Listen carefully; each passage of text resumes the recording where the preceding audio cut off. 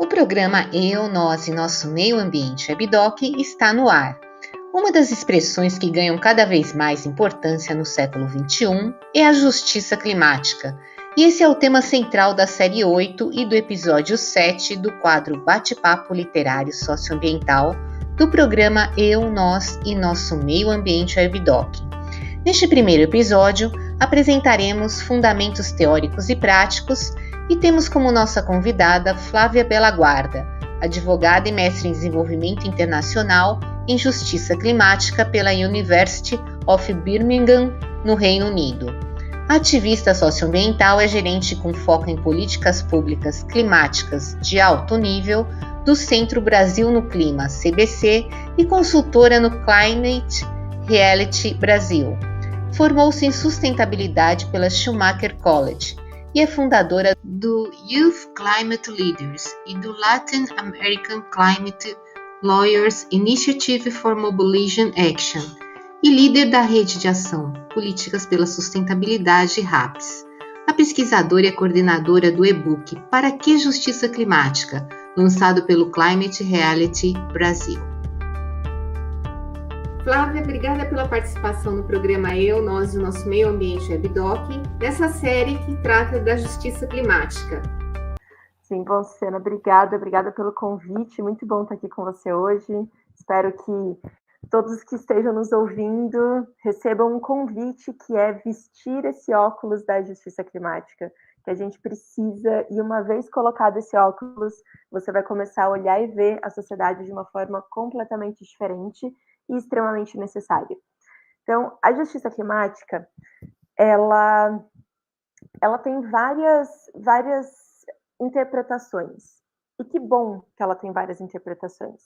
Se alguém chegar para você com uma verdade absoluta falando o que é justiça climática, provavelmente essa pessoa não entendeu o que é justiça climática, porque ela parte do princípio do respeito à base, ao local, à cultura local, aos costumes locais. E cada região tem sua peculiaridade. Logo, a interpretação de justiça climática vai de acordo com a vivência e a peculiaridade de cada região. Mas, se a gente generalizar um pouco o que é justiça climática e a interpretação que eu trago quando eu explico o que significa esse tema, que é um tema que vem crescendo ao longo dos anos. Eu lembro lá em 2015 e 2016, quando eu fiz o meu mestrado em justiça climática, era difícil encontrar até literatura. E agora, principalmente dos 2 últimos anos para cá, deu aquele boom. E que bom que deu esse boom. Eu sonho com um dia em que justiça climática esteja na boca de todo mundo e todo mundo replicando com a sua visão de mundo, e assim a gente vai furando bolhas. Mas a interpretação que eu trago de justiça climática é a humanização da mudança climática. Vivemos a maior crise do nosso século. E essa crise é a maior crise do nosso século, não com o objetivo de excluir todas as outras crises políticas, sociais, ecológicas que a gente tem. Muito pelo contrário. A mudança climática é a maior crise do nosso século porque ela intensifica todas as desigualdades sociais já existentes. Ela intensifica todas as crises já postas. Ela se torna a maior crise do nosso século por conta disso também. E vendo ela como essa camada de complexidade sendo posta já em situações extremamente complexas, se a gente continuar vendo o mundo da forma como a gente viu nessas últimas décadas, com um olhar mais desenvolvimentista, com um olhar muito mais industrial do desenvolvimento da sociedade, considerando pessoas não como humanidade, olhando a natureza não como humanidade, se a gente continuar olhando e desenvolvendo o mundo com essa lógica, o precipício está logo aqui na frente. A gente está caminhando para isso. E esse precipício é colapso. E a Covid nos mostrou como o nosso sistema estrutural de sociedade, principalmente o econômico, financeiro, não sustenta grandes crises. A Covid, a gente ainda vai sentir a recessão por muitos e muitos anos, dessa parada de 2 anos. E a mudança climática, eu costumo dizer que a Covid é um trailer de um filme que já começou. Um filme que já está rodando sobre os efeitos catastróficos da mudança climática. Então, a gente precisa, o convite que eu trouxe no início de vestir esse óculos dessa lente da justiça climática é justamente para que a gente tenha a capacidade de olhar a sociedade de uma forma diferente, para que a gente construa com uma lógica muito mais humana. E eu digo isso não sendo contra desenvolvimento econômico, desenvolvimento financeiro. Eu acho que sim, nós temos que nos desenvolver economicamente.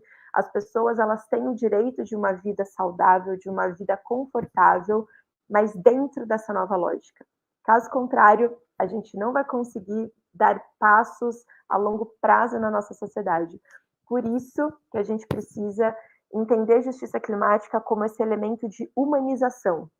E a partir desse elemento de humanização da mudança climática, nós temos aí um longo desafio, que é desenvolver a sociedade por meio desse viés mais humanitário e regenerativo da nossa sociedade. E com relação ao e-book, né, Para que Justiça Climática, eu gostaria que você extraísse assim, as principais mensagens.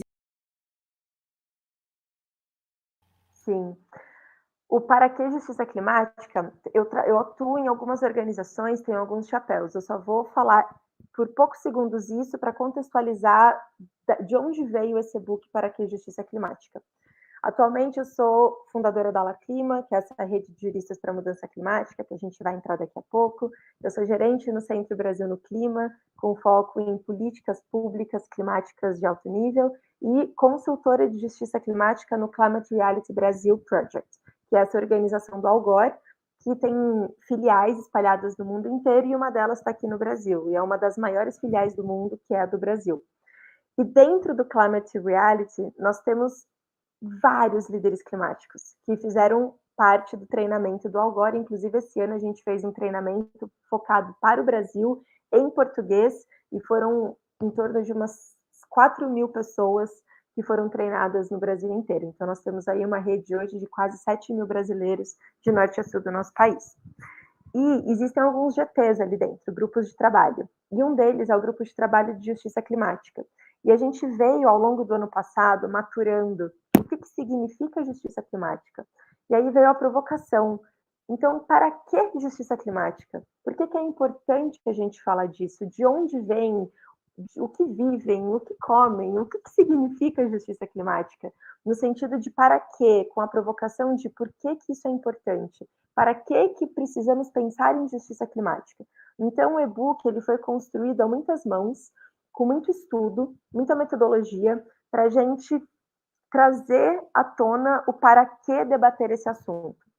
E o grande objetivo do GT era justamente trazer essa provocação para o Brasil, no sentido de isso é transversal. São todos os setores, são todas as pessoas, são todos os seres que precisam incorporar o que é justiça climática. Mas antes de trazer conceitos e mais conceitos do o que é justiça climática, ou o porquê justiça climática, o para quê, ele vem de um jeito mais provocativo. E nós fizemos, ao longo do e-book, separamos algumas etapas. Então, a gente tem a etapa contextualizando um pouco o que significa justiça climática, que vem muito no que eu trouxe agora no início da nossa conversa, que é esse tempero de humanização da crise. A gente também traz uma linha do tempo, mostrando de onde veio, que momento surgiu a justiça climática. Porque é uma terminologia que, quando você entende historicamente a construção lá atrás de ecologia, depois lá com o Brundtland Report sobre sustentabilidade, o Sustainable, a SDGs, que agora virou ODS, dentro as ODS, na verdade, que agora viraram os Objetivos do Desenvolvimento Sustentável da ONU. Então, tudo isso vem numa construção, agora que é o famoso ESG, né, que é o SG. Então, tudo isso são terminologias que vão se desenvolvendo e se fortalecendo ao longo da história. E a justiça climática, ela sempre veio em dois cenários, do social e o ambiental. Então, vários caminhos dentro da área dos direitos humanos, trazendo esse conceito de meio ambiente, depois a questão do meio ambiente acoplando a questão social. Então, a justiça climática ela não é muito óbvia do dia exato e como ela surgiu. Ela vem numa construção desses dois mundos se permeando. Por isso que a gente também traz no e-book essa linha do tempo, mostrando o crescimento e fortalecimento dessa temática ao longo dos anos. E nós também trazemos um recorte bem interessante do Brasil por meio dos biomas. E dentro dos biomas, identificando as atividades, principalmente de base, ribeirinhas, quilombolas, que a gente tem quebradoras de coco, nomes que eu desconhecia, que a gente tem nesse Brasil profundo de pessoas que vivem na linha de frente da preservação dos nossos biomas e a importância de darmos luz, voz, palco, não voz porque voz eles têm muita, mas ser essa ponte para que eles acessem esses palcos, esses holofotes, para poder falar o que já fazem há muitos anos sobre essa temática da justiça climática. Então, o e-book ele traz várias etapas que, no final, tem como objetivo enfatizar o para que justiça climática é importante, principalmente no nosso país. E tendo em vista, né, que a gente tem um país assim com uma diversidade tão grande, né, tanto de biomas e tanto também de povos, né, a gente tem os povos originários, os quilombolas, os pescadores artesanais, e aí você tem, né, as quebradeiras de coco, como você citou, né. Hoje, é uma provocação agora que eu vou fazer, né? Como é que está a situação da justiça climática, avanços? Se você conseguir pontuar para a gente, assim, dentre esses, né, atores que a gente está falando agora. Temos pontos positivos no avanço da justiça climática. E a gente precisa sempre olhar a sociedade de uma forma muito mais holística e sistêmica quando a gente fala de justiça climática. Porque a gente precisa do setor público, privado, sociedade civil, indivíduos, grandes empresas, governos, a gente precisa de todo mundo remando nessa direção. Então, eu vejo que alguns setores da sociedade já entenderam, ainda não na dimensão que a gente precisa, mas já começaram a compreender a relevância desse assunto. Eu acho que, primeiramente, sociedade civil. Principalmente 2 anos para cá, a justiça climática foi uma temática que ganhou cada vez mais relevância. Nós temos todos os dias pipocando movimentos e organizações que vêm da base, principalmente do movimento das juventudes, em que justiça climática é a espinha dorsal. E essa temática ela acaba sendo traduzida em ações locais por esses jovens que impactam o seu bairro, a sua comunidade, a sua cidade.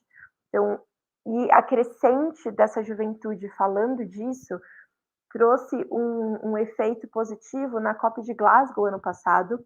COP, para quem não sabe, é essa conferência da ONU para mudanças climáticas que acontece todo ano, e cada ano em um lugar diferente do mundo, que tem um rodízio de continentes. Esse ano a gente teve na África, que foi lá em Sharm el-Sheikh, no Egito.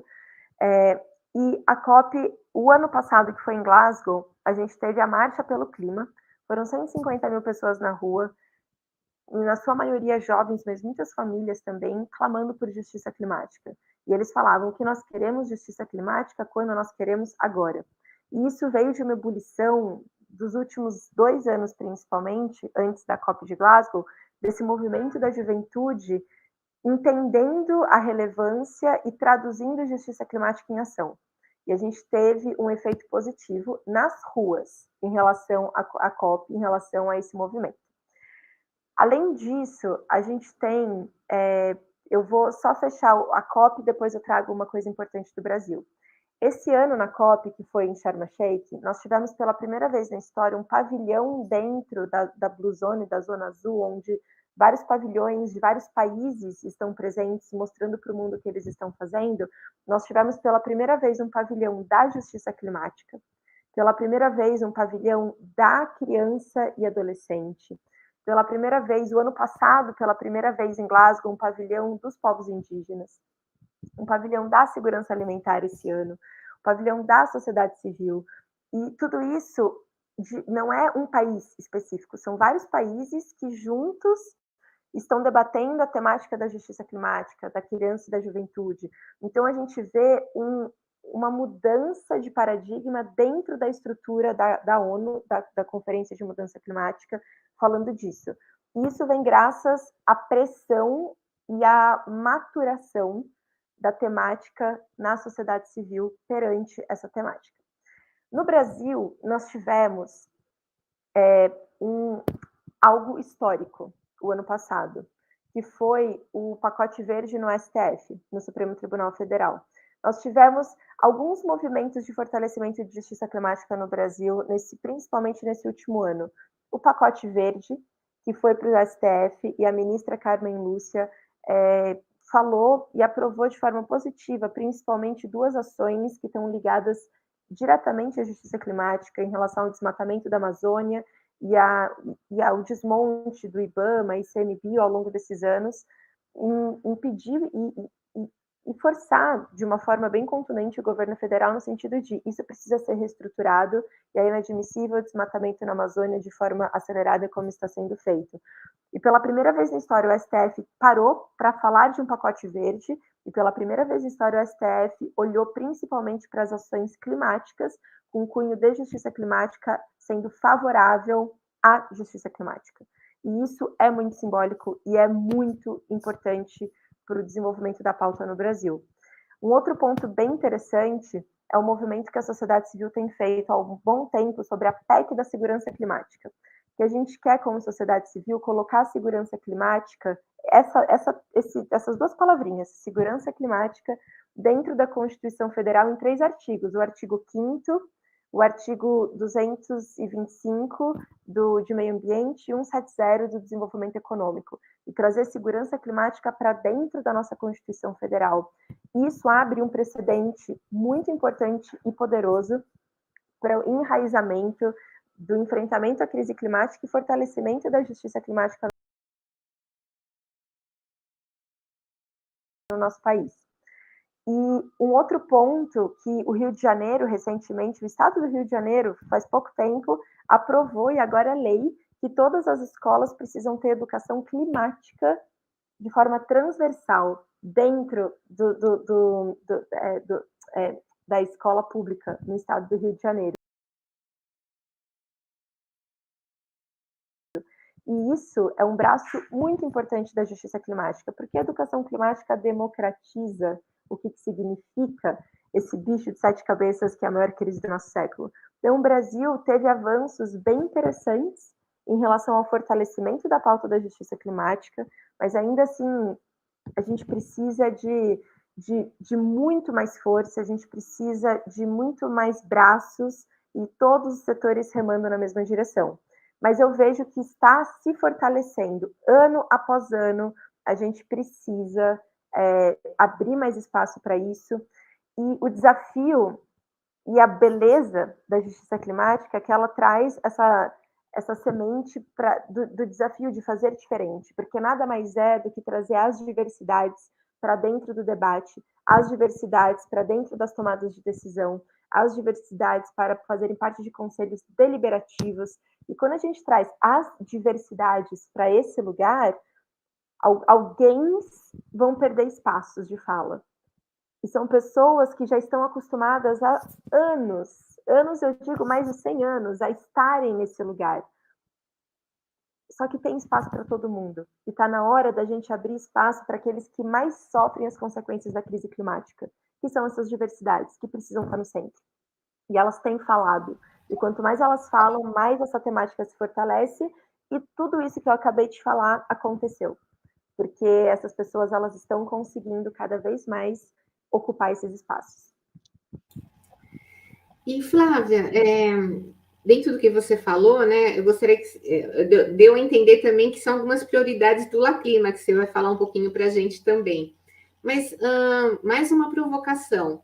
A gente vê que os eventos extremos estão cada vez mais intensos, né, mais constantes, e a gente tem prognósticos não tão positivos quanto a temperatura média do planeta, né?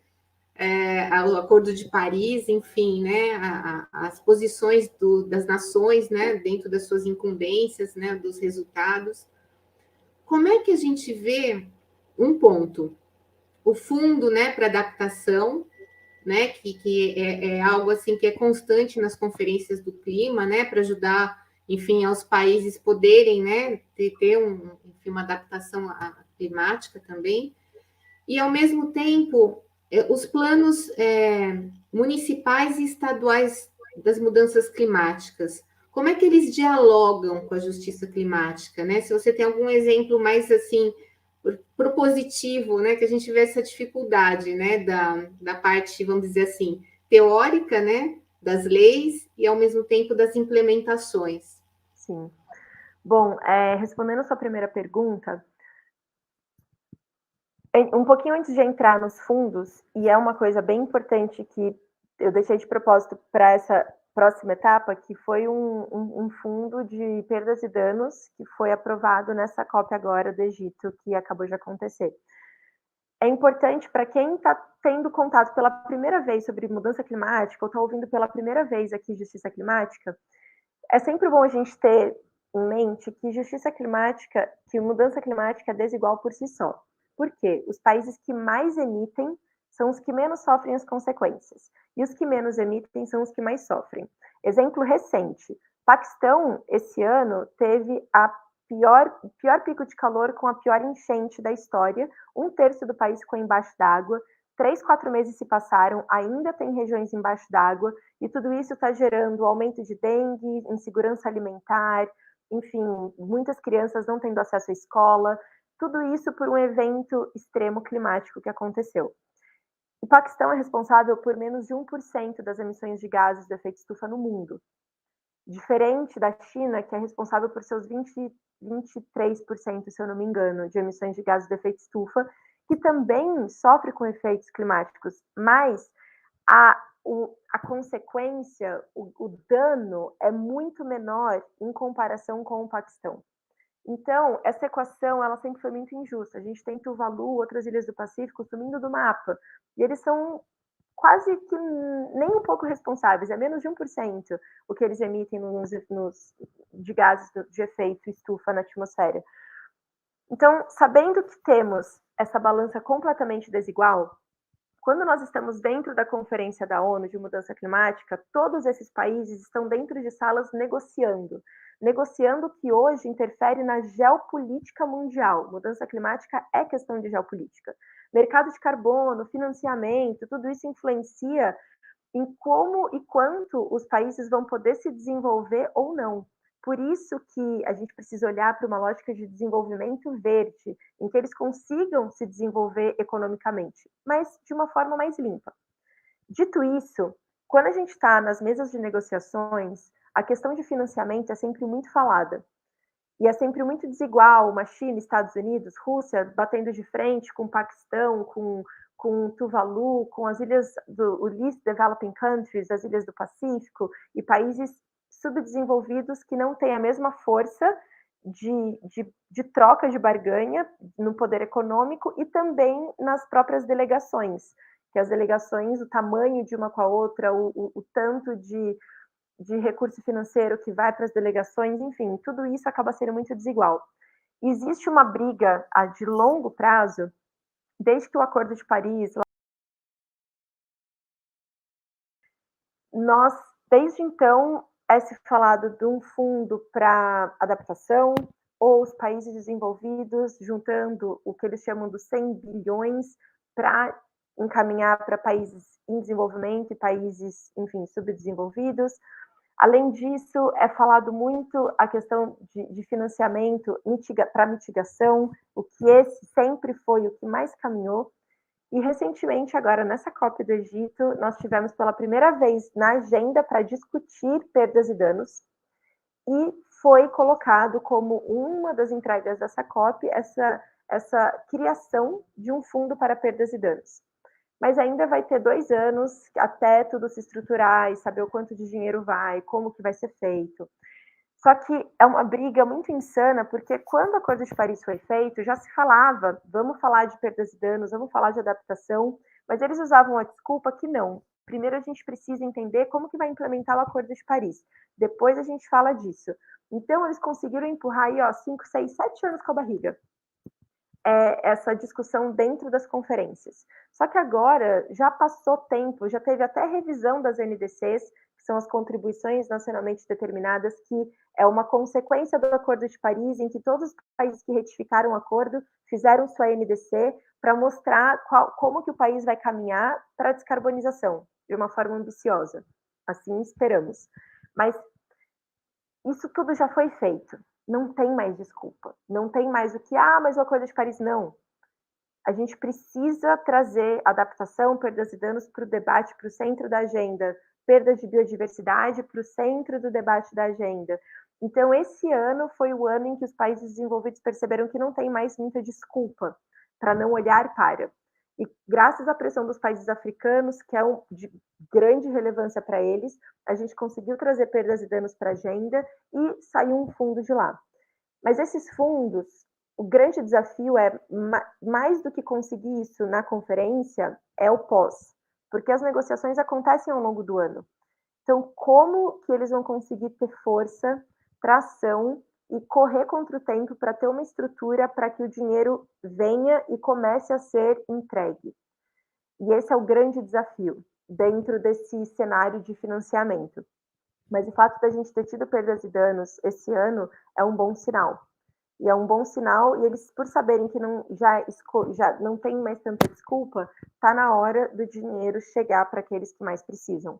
E aí vem o desafio de como esse dinheiro chega, para quem ele chega, como é a métrica, se aquilo está sendo implementado ou não está sendo implementado, que é o que você traz na segunda questão, que é esse desafio dessas políticas e financiamentos sendo estabelecidos e no chão, como é que isso acontece?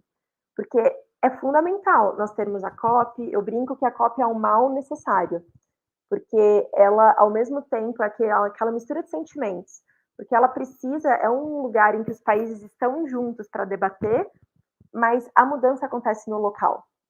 E aí vem uma coisa que esses últimos 4 anos, por termos tido um governo negacionista em relação à pauta da mudança climática, isso trouxe um ponto positivo para o protagonismo do subnacional. Pela primeira vez, a gente viu municípios e estados entendendo a relevância da temática e percebendo que era a responsabilidade deles, inclusive, e entendendo que o desenho de políticas públicas locais são fundamentais para o enfrentamento à crise climática, porque é no chão que acontece. Então, tendo o Governadores pelo Clima, é um ótimo exemplo disso. Tendo governadores, na COP do ano passado, Governadores pelo Clima, que é liderado pelo CDC, levou 12 governadores para a conferência. Nunca antes na história isso aconteceu.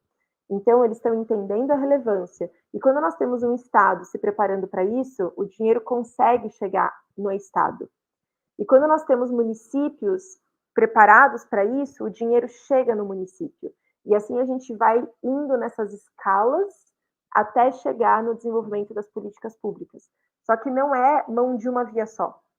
Não adianta só o Estado, ou só a prefeitura, ou só o governo federal. Se o setor privado não está em conjunto com o setor público desenvolvendo isso a nível local, se a sociedade civil não está conscientizada e recebendo educação climática para entender que isso tem efeito direto no próprio bolso, se energia elétrica hoje está caro, se ano passado a gente teve uma geada absurda fora do comum aqui no Brasil e o preço do café ficou R$ 25, cafezinho meia boca no mercado, R$ 25. Se o preço, de repente, do avião ficou muito mais caro pela crise do petróleo, que é totalmente linkado com eficiência energética, tudo isso está interligado no nosso bolso e no nosso dia a dia como ser humano. Então não adianta ser só um pilar. A gente precisa de uma sociedade consciente, para isso, educação climática, por isso, sociedade civil, com todos os movimentos e organizações, são fundamentais. A gente precisa do setor privado, entendendo que se não tiver uma análise de risco climático incorporado na sua gestão, se não tiver um plano de descarbonização incorporado na sua gestão, linkado com o setor público, que tem que olhar para políticas públicas de uma forma transversal, se tudo isso não convergir para o mesmo caminho, não adianta um só pilar fazer.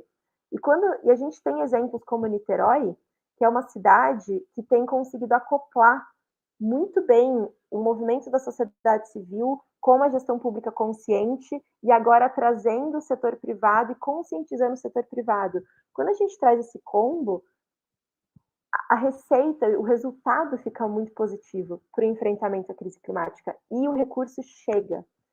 Tem muito dinheiro por aí, mas o dinheiro ainda não está conseguindo encontrar essa canalização, porque ainda é muito defasado. Quando a gente olha para o cenário Brasil, e quanto menor o município, maior o desafio. Quanto maior o município, mais estruturado ele está para conseguir canalizar esse dinheiro. Dinheiro tem. Aí vem o desafio de criar esses canais bem estruturados para que chegue na ponta. E chegue na ponta sem muitos intermediários, para que a ponta receba esse dinheiro para a implementação. O mercado de carbono é um case de também muitas dúvidas e muitos pontos positivos e negativos, mas que é um caminho sem muito intermediário para a gente conseguir chegar na ponta daqueles que estão preservando uma floresta em pé, por exemplo. Mas aí a gente já aprofunda em outros muitos detalhes, que não vou aprofundar agora, mas a gente pode ter outros bate-papos para falar disso. Eu queria só complementar com a questão dos planos de adaptação. Eu gostaria que você pudesse falar na nossa realidade brasileira, o que a gente tem, quais são os desafios, né? E se eles são realmente eficazes, né? É uma pergunta bem interessante, porque antes de falar do plano de adaptação, a gente precisa ter outros estudos como pilares de sustentação para esse plano. Então, o município, quando ele vai desenhar um plano de adaptação, primeiro, ele tem seu inventário atualizado. O inventário nada mais é do que uma fotografia da cidade sobre os gases de efeito estufa. O que mais polui a cidade? A cidade de São Paulo é transporte, mas tem outras cidades que é indústria, tem outras cidades que é uma indústria muito específica, indústria têxtil, não, é a pecuária. Enfim, cada município tem o seu calcanhar de Aquiles em relação a onde mais polui. E o inventário, ele traz isso de forma muito clara.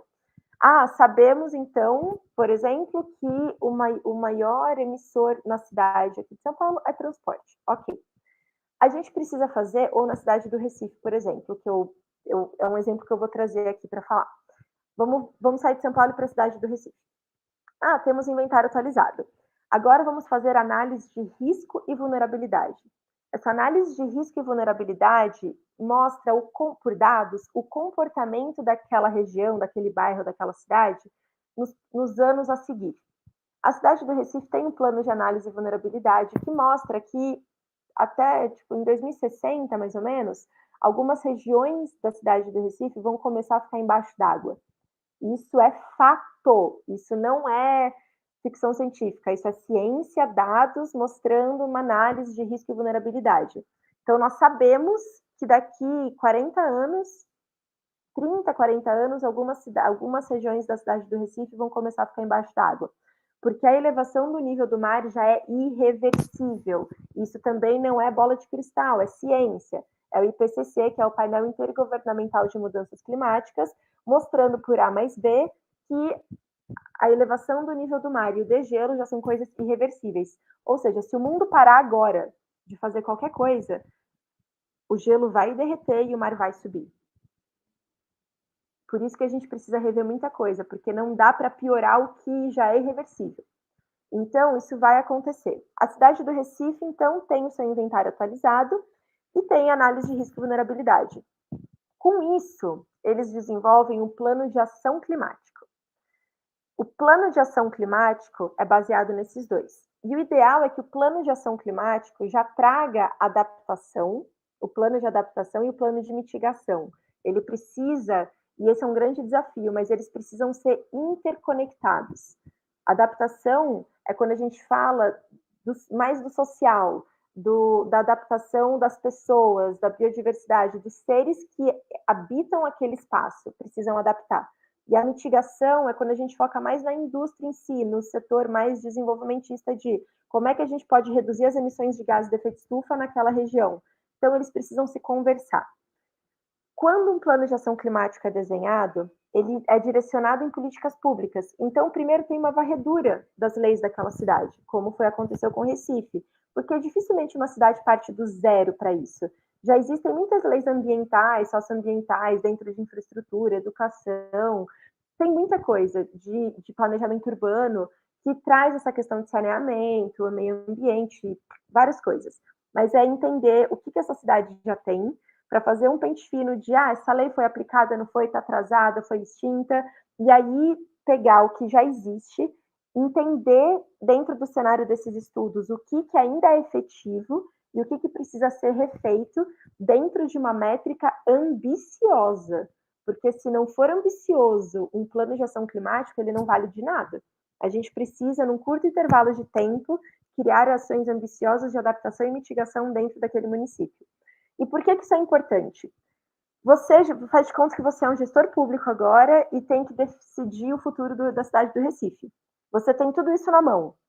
Você vai olhar para o bairro A, que vai ficar embaixo d'água, e vai pensar assim, executivo, eu vou criar uma escola naquele bairro. Amigo do céu, você sabe que aquilo vai ficar embaixo d'água daqui 50 anos. Você vai construir uma escola naquele lugar?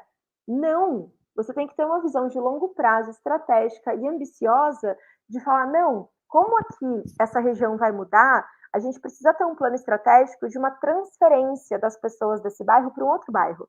Então, vou construir uma escola aqui e vou começar a chamar as pessoas dessa região para, aos poucos, irem migrando, porque a água vai subir. Por isso que a gente precisa ter um plano de ação climático baseado nesses estudos para entender o desenvolvimento da cidade a longo prazo e de forma ambiciosa, para fazer com que as pessoas não sofram. Porque essas que a água vai subir provavelmente são as mais vulneráveis e que vão perder tudo e que não vão ter nem condições de se reerguer, porque não vai ter mais casa, não vai ter mais nada. Então, sabendo que isso vai acontecer, por que não adaptar?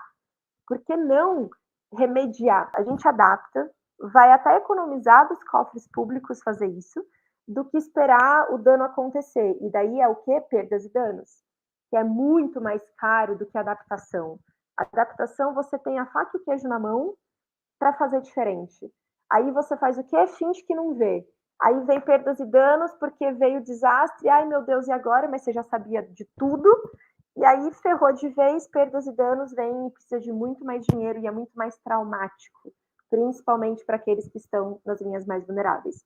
Então, o plano de adaptação é fundamental.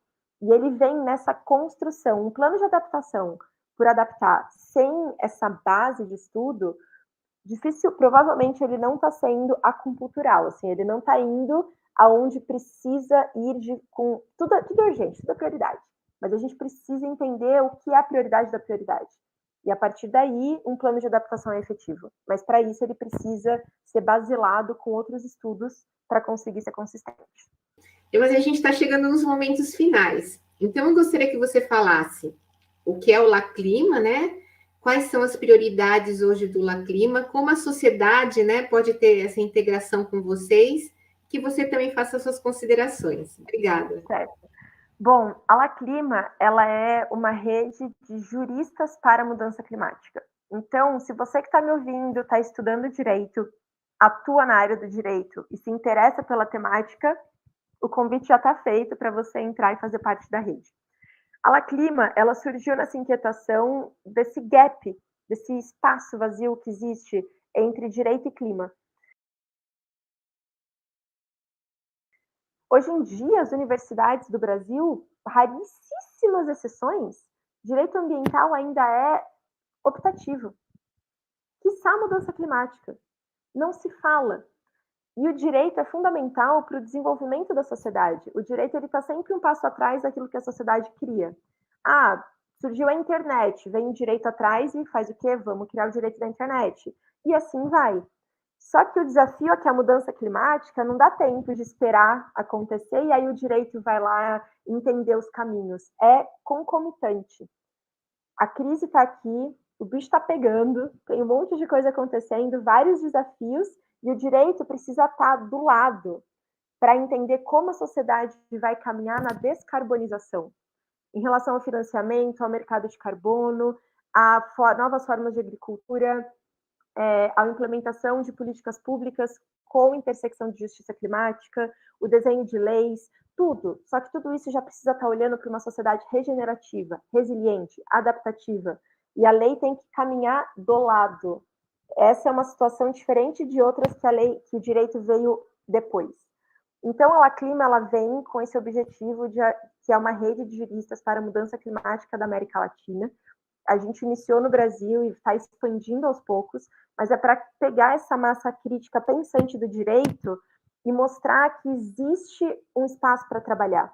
Porque hoje em dia, quem é do direito e só trabalha com mudança climática é desafiador, mas o mercado está se abrindo e tem cada vez mais espaço para isso. Um exemplo é a litigância. Ainda é ínfimo, mas a litigância climática são 2.300 casos no mundo hoje. Só que duplicou o número de casos nos últimos 1 ano e meio. Antes eram 900 e pouco, e agora já são 2.000. Então, de 2 anos para cá. Então, é um nicho que está crescendo e vai crescer cada vez mais, porque isso é urgente. Então, a Alaclima é essa rede de juristas de mudança climática. Você não precisa ser advogado, você pode ter estudado direito e atuar de outras formas dentro da área do direito, mas é muito direcionado para quem se profissionalizou dentro dessa bolha direito. E a gente tem vários grupos de trabalho. O nosso site, laclima.org, você tem a parte de publicações, você tem acesso a vários guias e manuais. A nossa página no Instagram é super ilustrativa para você entender esse mundo da mudança climática, da ONU e mudança climática, das negociações. A gente tem e tudo gratuito e aberto, porque a gente quer que a sociedade civil beba dessa fonte, e são pessoas extremamente capacitadas que desenvolvem esses materiais. Então, é seguro você aprender por meio desses manuais. Porque a gente sabe que no Google você põe mudança climática, chove de coisa. Mas ali é um lugar seguro para você poder aprender sobre. A gente sempre está fazendo lives ou eventos abertos para quem não é do direito, para também ouvir e aprender com a gente. Então, a Alaclima, ela surge com esse objetivo, de ajudar o Brasil na descarbonização e no desenho de políticas públicas consistentes e efetivas de adaptação, mitigação, para que a gente consiga caminhar para essa nova visão de mundo que já está posta e que a gente ainda está se prendendo na estrutura do velho. Mas a gente precisa ter coragem e começar a plantar essas sementinhas para que a estrutura da regeneração ela aflore dentro desse pilar já existente. Eu falo isso porque não é resetar, a gente não vai apaga tudo que foi até agora e cria novo, não. É dentro do velho o novo vai surgindo. E é aí que a Alaclima se encontra, dentro dessa nova visão de mundo. Mas todos estão convidados a seguir a nossa página, a ler os nossos guias manuais e aqueles que são do direito a entrar na rede. E para a gente terminar, né, as considerações finais mesmo, eu gostaria que você falasse assim, qual é o teu principal fato motivador, né, para você entrar nessa área? Hoje, eu comentei os chapéus que eu represento hoje, mas fundei a Youth Climate Leaders também, o manifesto dos jovens por uma educação, o manifesto por uma política climática. Fui candidata a vereadora aqui em São Paulo para levar a questão da mudança climática para dentro da política, porque eu queria que a política absorvesse o debate. Enfim, são muitas coisas que eu brinco que eu tô parada e daí, de repente, quando eu vejo, meu corpo já tá lá fazendo, entendeu? É involuntário muitas das coisas, porque eu acho que eu não tive um momento só de turning point, sabe, de virada de chave para trabalhar com isso. Mas eu sempre, desde muito novinha mesmo, desde os meus 10 anos de idade, que eu já fazia vários trabalhos voluntários, com 13 anos eu já dava aula na obra social, fui escoteira por muitos anos, eu fui escoteira por uns 10 anos da minha vida, na minha adolescência, enfim, eu vivi várias situações desde os meus 10, 9 anos até agora, mas assim, principalmente naquele momento de você se entender como cidadã no mundo, quando você vai entendendo um pouco isso, acho que eu me vi dessa forma muito novinha. E ali eu sempre fui vendo e trabalhando dentro do social e sempre do ambiental. E sempre me inquietou o fato dessas duas coisas não serem conectadas, porque uma coisa é muito conectada com a outra. E aí, conforme eu fui, enfim, crescendo, descobrindo coisas, eu, depois de fazer direito ainda, que eu fiz direito, mas sempre com essa inquietude dentro de mim, porque eu brinco que dos 5 anos eu fui feliz 6 meses, que foi quando eu aprendi direito ambiental e direitos humanos, e aí, só que ainda assim, coisas completamente dissociadas. E foi quando eu fui morar fora e fui fazer o meu mestrado que eu entendi que existia algo ainda bem embrionário chamado justiça climática. E eu falei, nossa, isso junta meu mundo, isso junta tudo aquilo que nos últimos 15, 20 anos eu sempre vivenciei e trabalhei. E ali foi tipo, eu chorei lendo um reporte técnico da ONU de Justiça Climática. Ninguém chora num reporte chato desse, mas é porque ali fez um clique. E quando eu terminei meu mestrado fora, eu voltei para o Brasil com essa missão. Eu falei, o Brasil precisa falar de justiça climática. O Brasil precisa trazer justiça climática para sua espinha dorsal. Então, virou missão. E tudo que eu tenho feito até então, fundando aí o Climate Leaders, ou trabalhando no ICLEI com municípios, agora no CBC, com governadores, estados, a La Clima, o fato de ter sido vereadora, a tradução do livro da Mary Robinson, que eu super recomendo, aliás, para quem quiser entender um pouco mais de justiça climática, o ano passado, junto com a La Clima e o Alana, ano retrasado, na verdade, ano passado, que foi Glasgow, eu coordenei o projeto de tradução do livro da Mary Robinson de Justiça Climática para o português. E é um livro super didático, ele conta 11 contos, histórias de mulheres ao redor do mundo no enfrentamento à crise climática. E isso é muito bonito a forma como a Mary Robinson escreve e conta essas histórias.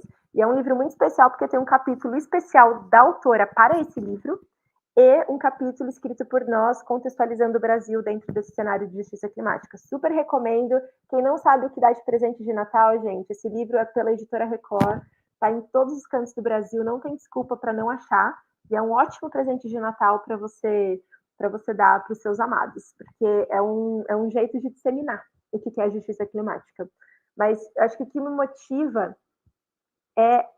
eu acredito tanto que a gente, como humanidade, é capaz de viver num mundo resiliente e regenerativo. Eu acredito tanto que a gente, como humanidade, tem a capacidade, a criatividade, a capacidade de inovação, juntando com a tecnologia, de viver num mundo diferente, num mundo em que homem e natureza é harmônico, em que a gente consegue coexistir de uma forma tão bonita e ainda assim se desenvolver economicamente dentro disso, eu vejo isso assim, eu sinto nos meus ossos que isso é possível. E por sentir que isso é tão possível, eu dedico minha vida, meu tempo, minha voz, minhas horas de vida para isso, porque eu vejo que a gente pode chegar lá e que a gente tem total capacidade como humanidade para chegar lá. Então, esse é o meu motivador. Tem dias e dias, tá? Tem dias que eu acordo e falo, socorro, não vai dar. E daí eu tenho as minhas ferramentas de respirar fundo e falar, não, vamos porque é isso. Se não é isso, não tem por que eu estar aqui fazendo, tipo, existindo, sabe? É muito uma coisa só. O que eu faço, o que eu penso, o que eu acredito, etc. Então, tem altos e baixos, não sou essa pessoa otimista que é a imagem que eu estou passando agora, sou uma pessoa do copo cheio, e brinco que eu sou uma otimista cabeça dura, assim, entendeu? Tipo, uma otimista, não, brinco, eu costumo brincar que eu sou uma esperançosa propositiva. É muito mão na massa para manter essa chama acesa, de que a gente pode e dá para fazer.